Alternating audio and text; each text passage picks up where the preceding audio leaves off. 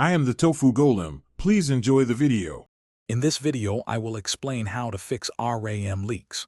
A RAM leak occurs when a program fails to properly release memory it no longer needs. This unreleased memory then accumulates, gradually reducing the available system resources. This can lead to noticeable symptoms like your computer slowing down significantly or even unexpected system crashes. Understanding this issue is the first step to resolving it effectively. To identify a RAM leak, start by opening Task Manager on Windows. Navigate to the Processes tab and sort by memory usage to see which applications are consuming the most.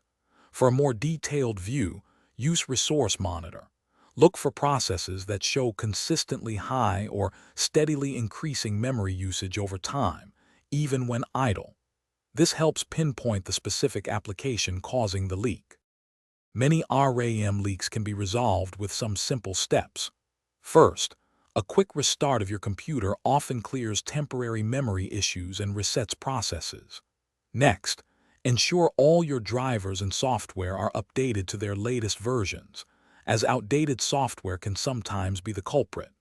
Finally, close any unnecessary background applications that might be consuming valuable RAM, giving your system more breathing room.